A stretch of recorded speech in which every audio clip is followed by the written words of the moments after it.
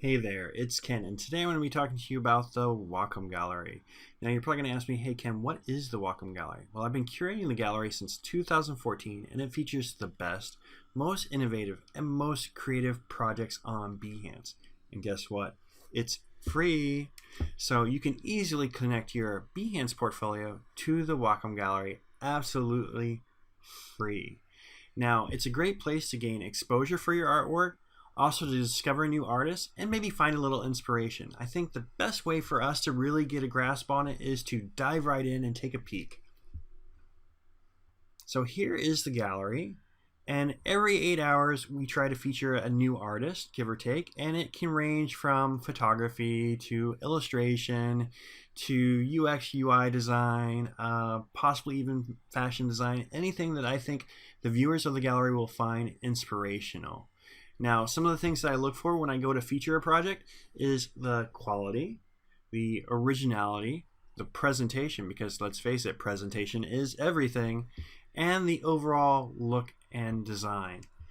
Some of the things that really can make a project stand out is the story. If you, at the top of your project, write a little paragraph or two about the reason you created the store or the project, or how you found inspiration to create the project, to me that can be really interesting for me to read and also for the viewers to read. Another good thing is to share your process, maybe to share it from, if it started out as an original sketch to something digital, share your process and kind of explain your steps that you took to create the piece. If you, let's say, create an illustration and it's very detailed, then you can show close-ups of the various areas and really show the fine detail that you put into the project. Another cool thing that you can do is create a video, maybe a hyperlapse that shows you painting in Photoshop, let's say, and maybe, or an animated GIF that again shows the process from start to beginning. I think another cool thing that we can do is maybe show you some of the best projects that I found on the Wacom Gallery, and maybe you can find some inspiration and learn how to set up an amazing project for yourself. So first we're going to take a peek at Steve Simpson's project entitled Jameson Limited Edition Bottle. Now, Steve Simpson is based in Dublin, Ireland, and he's just an amazing artist. So let's take a look at his project. So, as you can see, Steve gives a little brief intro, and I think that's really something that every artist should do. That way we kind of learn about the reason why the project was created. And there's a video. Now, I'm not going to play the video. You can always come back in and view the video later on your own. And again, more detail about why the project was created and how it was created. And to me, this is really good because now we have the insight on how the project evolved. Next, we see Steve has an animated GIF that kind of scrolls from the very start, from the original sketch to the final graphic. And I think that was such a clever thing for Steve to do. So kudos to Steve. Then we see the full front logo that appeared on the Jameson bottle. In fact, now I really want to go to Dublin. It looks like such a fun city. And then we see the back label, and he did so much detail, even adding that little extra detail to the barcode. Also really great. Good job, Steve. Love it. And then we see the top label for the bottle, the neck of the bottle. We see an additional like logo that probably was used for like screen printing. And then we actually see Steve doing a screen print, which is really cool. And then Steve also produced like various postcards as well. And there's another video. Again, this is something you can always come back to and look at later on. And then we see the Jameson's bottle. Lovely design. You get to really see the bottle, all the time that was put into it.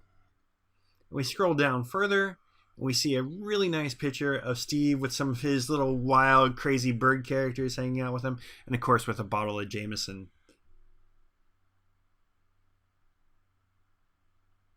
Scrolling down a little bit more.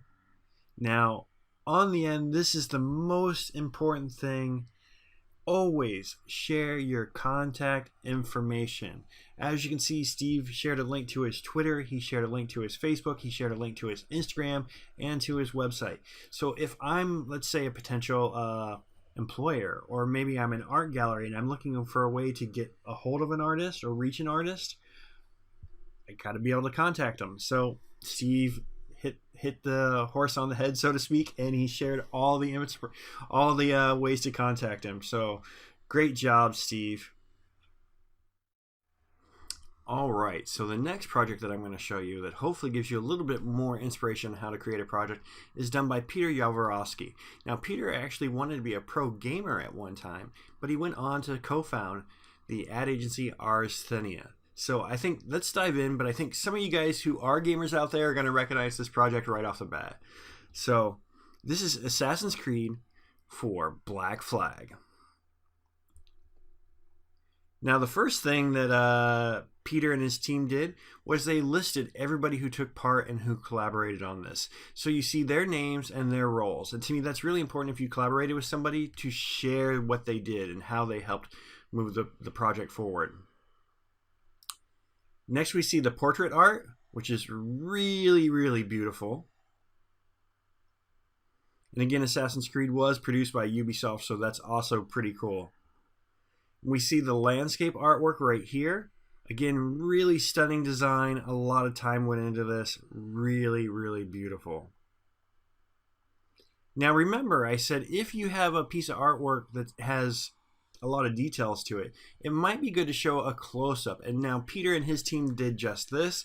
Here we see the close-up of the three main characters. We see their detail. Again, seeing all the time that they put into it and all the hard work. Here we see some of the environmentals like the smoke, the fire, and just seeing the creativity that went into this is really amazing. Here we see a little bit of cannons going off and debris. Then we see the landscape version right here, the main character. We see the cannons going off, the waves of the water, the smoke rising. I almost feel like I'm right in this scene. Again, we see the clouds, the cannons, the ocean. Such beautifully done. And seeing these details up close really adds that extra depth to the project. Now, what Peter did now is something really interesting. And they did like a 3D breakdown. Now, if you're doing 3D graphics, or if you're doing like a composite, or you're retouching a photo, now this could be something for you to try too. So what they did is they split the image in half. And down here below, you see the unrendered, untextured version. And above, you see the fully rendered textured version. So you can kind of see like the process and the stages that went into creating this. So again, if you're doing 3D artwork, this might be a way to consider of showcasing how the project move forward. Or if, like I said, if you're doing like a photo that you really did a lot of like compositing or editing and so forth, doing a slash in the middle of the screen and showing like the before and the after could be really cool to do. Here we see also the landscape artwork. Again, on the left, we see the untextured, the unrendered version. And then here on the right, we see the fully rendered version, which is really great. Now, the next thing that Peter and his team did was they showed how the artwork was actually used in real time. So here we're seeing a big banner hanging up in Los Angeles. So if you're doing like product design or you're doing something for a billboard, why not show the actual product or the billboard in real time, real space? So I would always take a picture and share it. To me, that adds like something cool for people to see how it was actually used. Here we see it on a bus, also very cool. Another giant billboard. Another amazing billboard. And it was in Times Square. Now, if you're an artist and you get your work in Times Square, whether it be on a billboard or on the side of a phone booth or a bus stop, sorry, I guess they don't have phone booths anymore, but if you see it anywhere, to me, it's really good to get a picture of it and share it. And to me, that's an honor to have your artwork in Times Square. Really cool. Great to see how it's actually used and how it appeared in the real world. Now, I mean, you can easily use like, you know, a mock-up and so forth like that. That's also cool. But I think showing how it's actually used is even cooler, even more special, I guess I should say. So those were two projects that I think can inspire you on how to set up one of your projects for the Wacom Gallery or even for Behance. Again, always share your story, tell your process. If it's really detailed, maybe share some close-ups. You can always share a video.